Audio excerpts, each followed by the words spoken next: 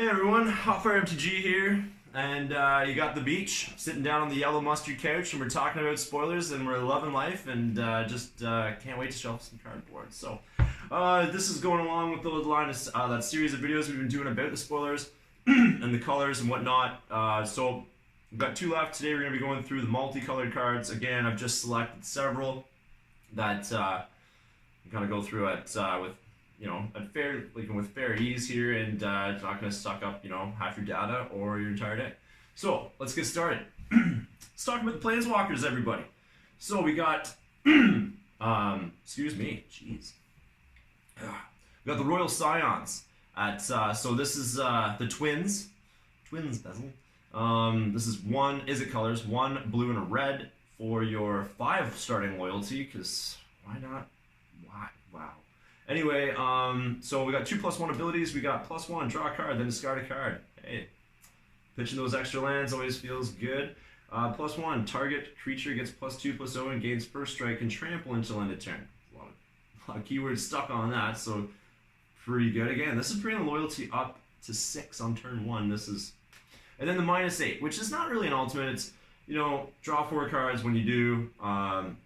The Royal Scion deals damage to any target equal to the number of cards in your hand. It's probably going to be 4, if not more. Anyway, that's pretty good. Stacked on a 3-drop walker. That seems a little pushed. Let's move over to the middle of the road walker. The one everybody, great flavor on the name too. Garak, the Cursed Huntsman. 4 black and a green for a 5 loyalty. So now we've got 6 mana for 5 loyalty.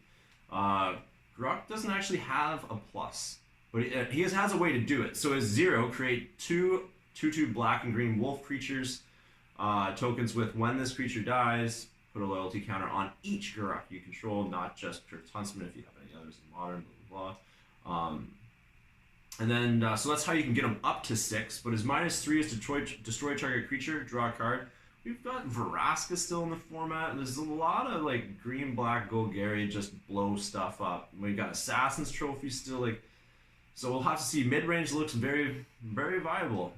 And then the -6, you get an emblem with creature you control, get +3/+3 and have trample. No big deal. But with maybe some shenanigans where you bring them out, you 0 them, and then you kill your own wolf, and then the next turn you create an emblem. Or you kill both the wolves, and then you create the emblem, and then he's still alive.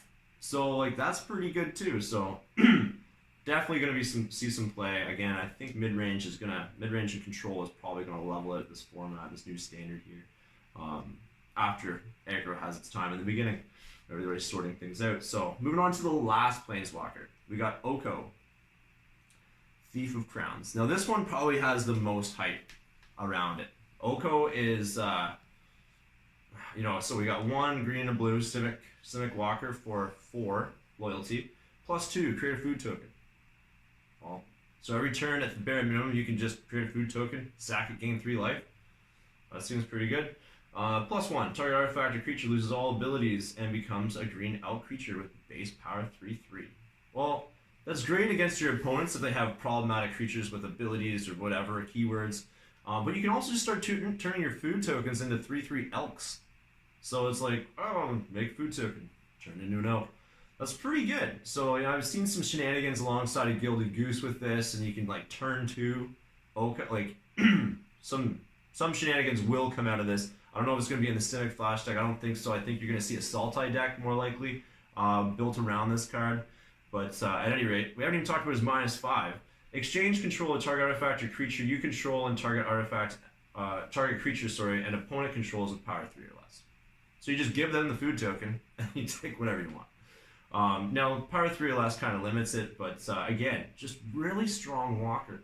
And I think, especially if a food deck ever does get built, this thing's going to be an all-star. So, anyway, amazing card. Well, it's also commanding $30 Canadian as a pre-order price, so to be expected. All right, moving on. Walker's over. We got a few other cards here to talk about today. So we got Stormfist. Jeez, please. We got Stormfist Crusader, Rakdos Human Knight, 2/2 for 2, Menace.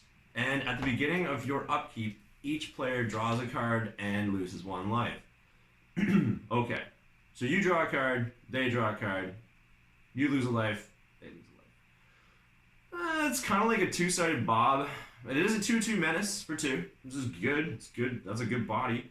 And then, getting the card advantage. If your deck is aggressive enough and your spells are costed low enough, I think your card advantage here is going to be a little bit better than your opponent's, especially if we're talking this is down on turn 2 and you're on the play. There's a bunch of variables, but the one life loss thing too, that turns Spectacle on right away on your upkeep. Now you're good to cast whatever cards you want for their Spectacle costs. So right there, that's going to cheapen everything up. You don't actually even have to try. So yeah, I think it's going to be Knights is a thing again. That's a great card. Moving on, actually, let's talk about a little control finisher. Lockmere Serpent, 4 blue and a black in Dimir colors for a 7/7, and it has flash. This is reminiscent of like Pearl Lake Ancient back in the Khans era. Anyway, so pay 1 blue. This card's crazy. Pay 1 blue, sack an island. It can't be blocked this turn. Well, in the late game, you probably got more lands than you know what to do with anyway. This thing can just close out the game in 3 swings. That's pretty crazy. And 3 islands to kill your opponent? Sure. So it also has 1 black, sacrifice a swamp. You gain 1 life and draw a card. Well, it's a great thing to do with your extra lands at the end of the, as you're kind of getting into that super late game. You need some gas, you need some other options, some counter spells, whatever. So here's where the card gets even sillier. So pay a blue and a black, exile 5 cards from an opponent's graveyard, return Lockmere Serpent, so it's sort of like Loch Ness Monster. Lockmere Serpent from your graveyard to your hand. Activate this ability only anytime you can cast a sorcery. Who cares? The fact that you can bounce this thing back to your hand by removing your opponent's graveyard, and then just recast it, and again, it's got flash. This is what blue-black control players wanted all day for a finisher. Awesome card. Sticking with the theme of blue and black, let's move right over to another Dimir card. And this card I actually think is going to see some modern applications here, for sure. We got 1 blue, 1 black, instant speed, Drown in the Lock.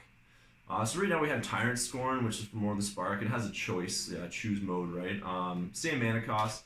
This is an instant speed, Drown in the Lock, choose 1. Counter target spell with converted mana cost less than or equal to the number of cards in controller's graveyard. So, again, as the game progresses, this becomes a spell that's just going to counter anything. Once they got a bunch of cards in their yard, also a good little piece here if you want to try to play like a blue-black mill deck or something like that. There's guaranteed going to be enough cards in their bin to counter whatever you want. Second mode, destroy target creature with converted mana cost less than or equal to the number of cards in its controller's graveyard. Same side of the coin. But here you got a utility card, so we can counter a spell, or if we missed a creature that we weren't able to counter originally because we didn't have the mana up, didn't have the card in hand, now you can still get rid of it. So this thing is, that's a very, very good Magic card. Control players for choice. All right, moving on. Let's get to Boros players. Yeah. Inspiring Veteran. Stick with the bear theme. We got the 2/2s. So we got a red and a white Boros for a 2/2. Human Knight. Other knights you control get +1/+1. Sticking with that theme that they've been doing. So we got we had Merfolk Mistbinder. I think it was the 2/2 Lord. We had Legion Lieutenant. Was the Vamp Lord. Now we got now these are moving out of standard, but now we got a Knight, which is the same thing. We got a 2-drop Lord for Knights. So it seems to be a bit of a theme with Wizards lately. Anyway, not much to say about that other than that's good. So moving on, Savvy Hunter. Getting back to Golgari here. We got a 3-drop for 3, 1 black and a green for a human warrior. Whenever Savvy Hunter attacks or blocks, create a food token. Sacrifice 2 food tokens, draw a card. So if you don't need the life gain off your food, you can start, again, we're talking about if there is a food deck that comes out, within the standard. Here's another option, if you got plenty of life, you can just start sacking and drawing cards. I think it's a pretty good card. I think in Limited too, you get like a pseudo food thing going on in Draft or something. Card draw is always king. So I think it's gonna be a good card, especially in Limited. We'll have to see if it translates over to Standard. And so that's it for the multicolored. So anyway, hope you guys are enjoying the last summer months here and soaking up some rays and getting all primed for some Throne of Eldraine. Take care, kids. Talk to you soon.